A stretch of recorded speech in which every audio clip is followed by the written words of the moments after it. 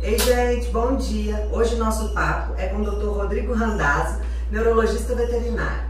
Então a gente tem algumas perguntas, se vocês tiverem alguma dúvida, eu vou deixar o arroba dele aqui. Vocês começam a seguir ele, pode mandar mensagem que ele vai responder. Doutor, bom dia! Beleza, Carol. Temos algumas perguntas. Então, quando um proprietário tem que procurar um neurologista? Então, pessoal, tudo bem?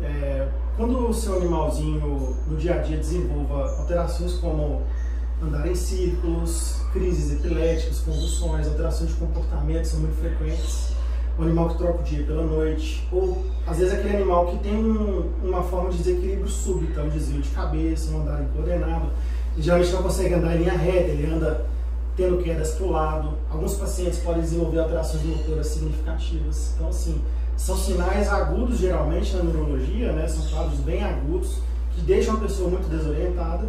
Então, se o paciente teve algum sinal neurológico, mesmo que seja sutil, dentre esses, mais frequentes, seria interessante procurar uma avaliação especializada. Ótimo. Quais as doenças mais comuns em cães e gatos neurológicas? Bom, a gente tem uma gama grande de doenças neurológicas na rotina, mas as mais frequentes eu entendo que são as crises epiléticas, as epilepsias, as meningoencefalites, as doenças infecciosas, né? As doenças autoimunes são frequentes também do sistema nervoso central e com uma frequência grande problemas motores, problemas de coluna, as hérnias de disco, são frequentes, os bulldogs, os brachycephalicos, né? As doenças cognitivas, as doenças senis. Algo que tem crescido muito são os tumores também. Os tumores têm tido uma incidência grande na neurologia veterinária. Randazzo, quando a pessoa pede tomo e quando ela pede ressonância? Bom, isso é delicado, porque não tem uma receita de bolo para a gente seguir se tomo ou se ressonância.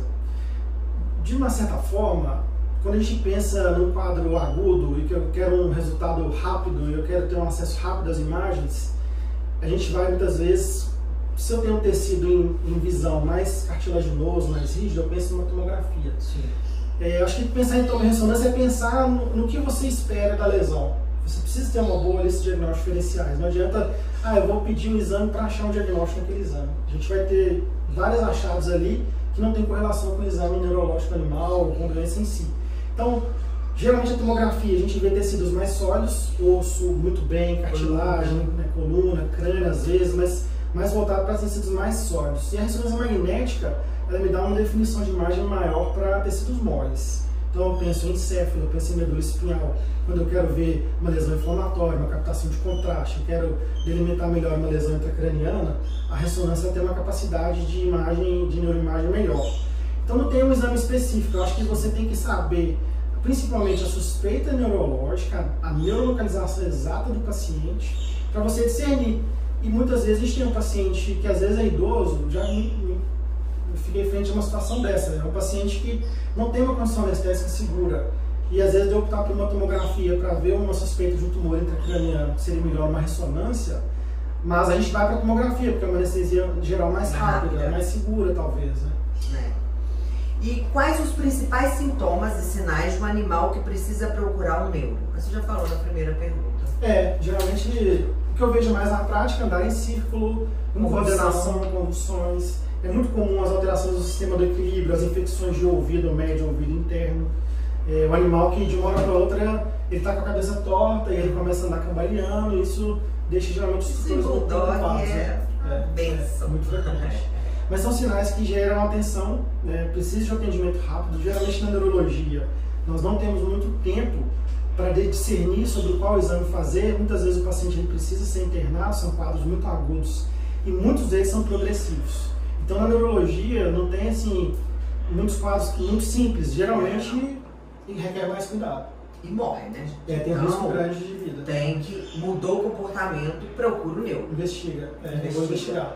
Geralmente tem uma doença por trás. É comum do tutor às vezes pensar que eu me mudei de casa e ele está num ambiente diferente, meu marido voltou de viagem e aí ele sentiu muita falta. Então os cães, eles são igual crianças, assim, eles não têm muito meio termo, ou tá bem ou não tá. Ou tá alterado ou tá normal, né? Eles não têm, essa parte comportamental influencia, mas ela não deve ser a nossa primeira suspeita nunca. Geralmente tem alguma coisa por trás. Então, Não se deixa levar que ele teve uma convulsão porque ele ficou estressado. Não, ele teve uma convulsão que não é normal. Eu costumo falar que é só a gente pensar como se fosse um ente querido, familiar.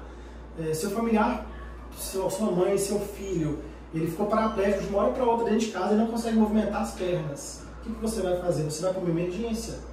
O seu animal é o mesmo raciocínio. Tem um parente que está paralisado de um lado. Pô, vou para uma emergência. Tem um parente que teve uma convulsão. São situações super adversas. E alguns, tipo bulldog, quando para de andar, se passar muito tempo, não volta. A gente tem um risco grande para uma paraplegia definitiva. O tempo é contra. O tempo é contra. Geralmente na neuro a gente não tem muito tempo. Essas situações mais conturbadas, a gente precisa de exames de imagem avançados, geralmente. Então, isso envolve situações de muito estresse emocional, envolvimento de custos financeiros relativamente altos, né? Então, não justifica perder muito tempo. Passa como triagem no clínico geral. Se ele viu um sinal ali, ele encaminha para a neurologia, a gente marca atendimento prévio e dá seguimento. Ótimo. Muito obrigado, muito obrigado. Um abraço, obrigado, Carol. Tchau, gente. Até mais.